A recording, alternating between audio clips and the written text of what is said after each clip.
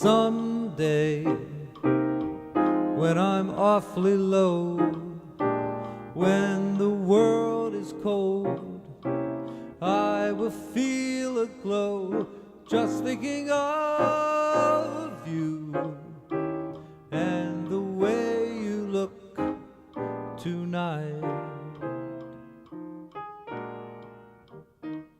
You know, I could approach this song two different ways. There's the Frank Sinatra version, and, you know, the chords are kind of interesting in the Frank Sinatra version, and then there's kind of the standard way of playing it. And I'm going to go through the standard way first. Typically, bands start off with 1, 6, 2, 5, you know, with two chords in each measure, like a 1, 2, 3, 4, 1, 2, 1, 2, da. And the singer comes in, and again we're doing 1, 6, 2, 5. Someday, when I'm awfully low, when the world is cold, I will feel a glow. And now we're going to go up to the subdominant. So here's a 2-5 getting us to A flat. Love you. And then typically just kind of walk down to F minor and up to B flat and E flat. And I will say that, you know, the chords in the Sinatra version are different than that. Well, a little bit different anyway. All right, second verse, same as the first. Lovely, with your smile so warm and your cheeks so soft, there is nothing for me but to love you. And it's early in the morning, folks. Just the way you look tonight.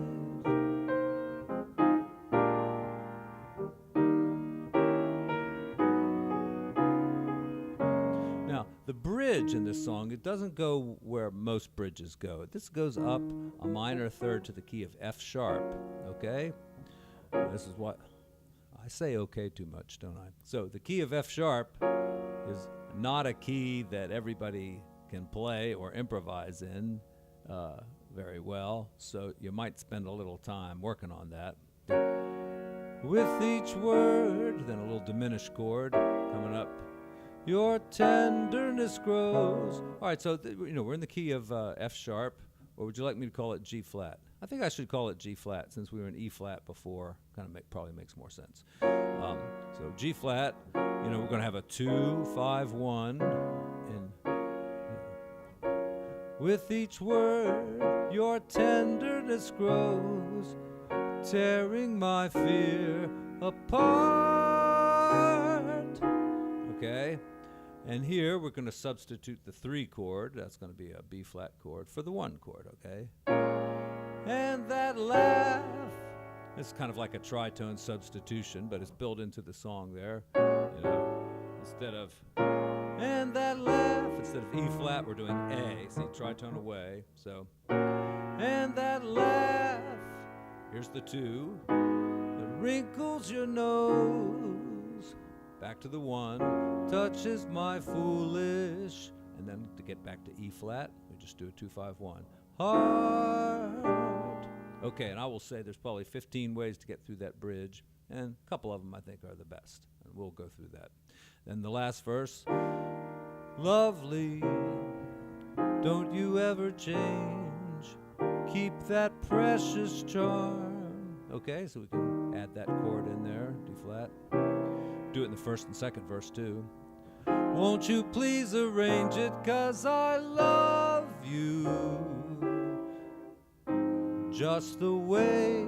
Notice that's a C7th there. I didn't just walk down like this. I went just the way you look tonight.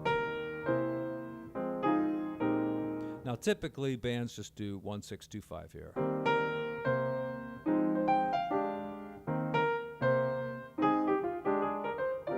Off into a solo or something at that point.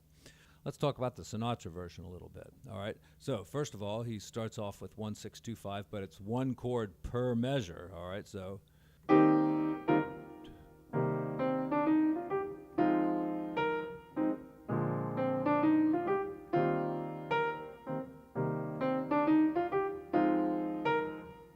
just playing root position chords here. So it's kind of a simple way of doing it, but just showing you the harmony there. Okay, and then the song comes in. Someday.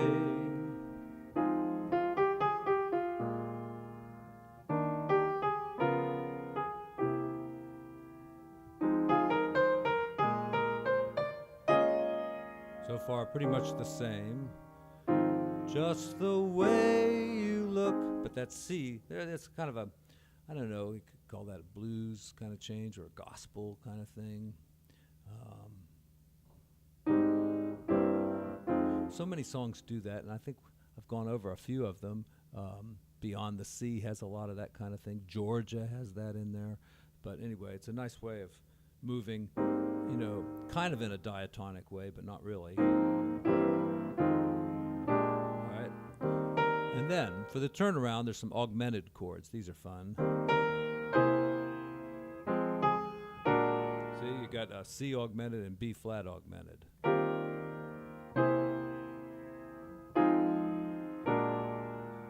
E flat, and then you're dropping down right above the 5 chord and play a dominant with a flat 5 there. All right, so you can keep that same note on top when you go to the B flat.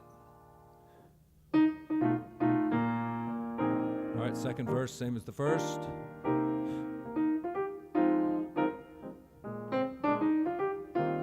And that little figure there keeps kind of going in the background while the singer is singing.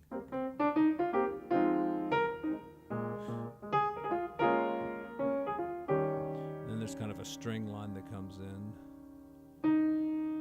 So what does it do? Something like that. And then right to that B flat. Now, it goes right to the bridge without any preparation. All right? And it's kind of nice to do that because typically people do it like a 2-5-1 leading into the bridge. You know, they'd be on E flat and all of a sudden. All right, but this way. 1, 2, 3, 4. With each word, your tenderness grows.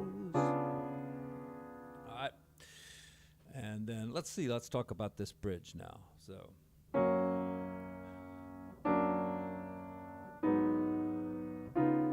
Do it that way, or you could go faster through the, you know, the little moving voice there.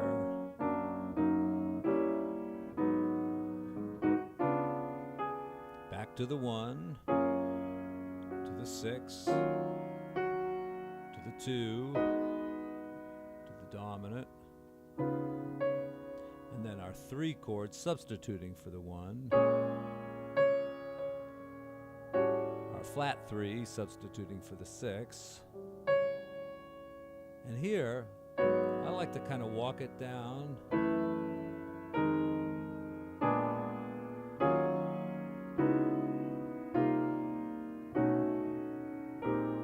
Isn't that nice?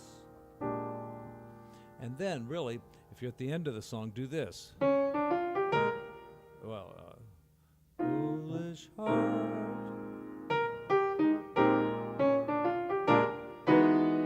Modulation, that's new for us. That's the Sinatra version. And then when you hit the 6th chord, a lot of dissonance there, right? Because that modulation gives you a lot of excitement. And then this very dissonant chord, you know, just makes it even better.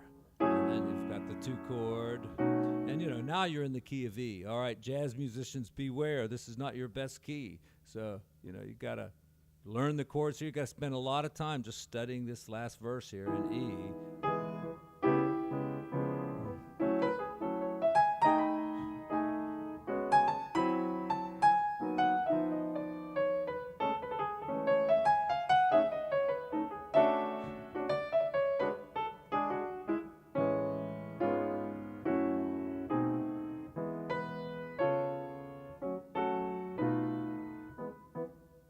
Now, at the very end, go kind of back to that original intro that we had. And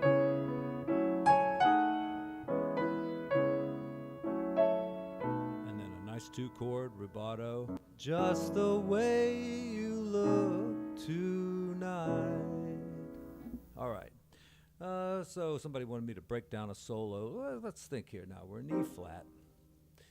And this is why you should know the melody and maybe even the words, because you can take a little bit of that and take a little bit of the melody and use that as a motif to develop into a solo. And if you want to really know how to do this, go learn some Beethoven, learn some Mozart. Look how they take their motifs and what they do with them. They put them in different keys, they turn them around, they do lots of cool things with them. So let's see. So right there, I could use that maybe, all right.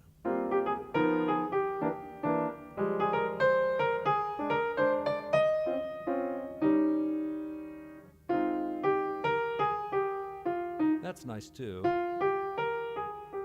And it's right near the end of a verse, so it's it's in the listener's ear, so that might be a good thing to use. I think I'll try to use that for my soloing motif. All right. So, all right. Right now the band leader's looking back towards me like I should take the solo.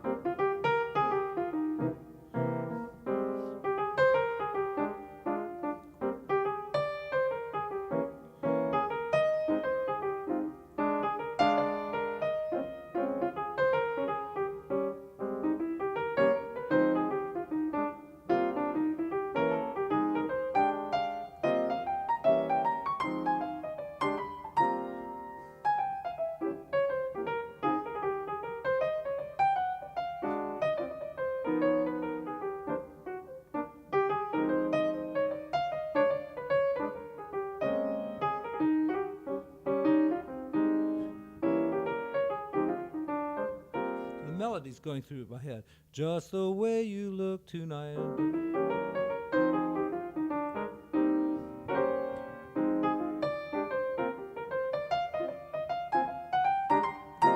All right, then, because, hey, I don't need to solo on both verses. I look over at the guitar player.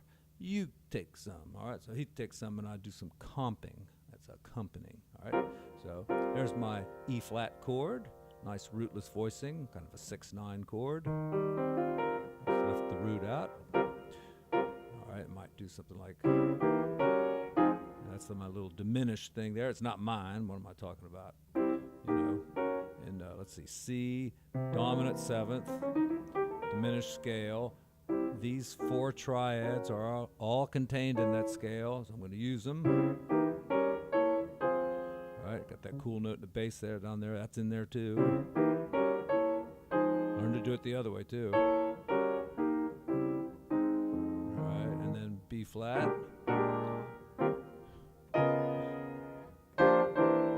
Little harmonic changes to add some interest.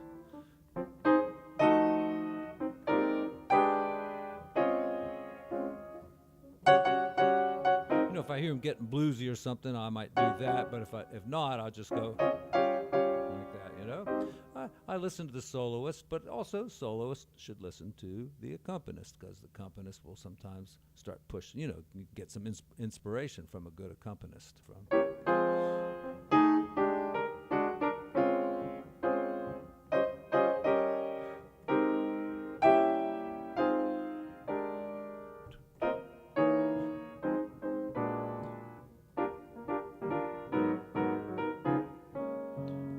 And I think it's nice coming out of the solo to go ahead and do that 2-5-1. Helps the soloist finish out on a good positive note, get into the G flat.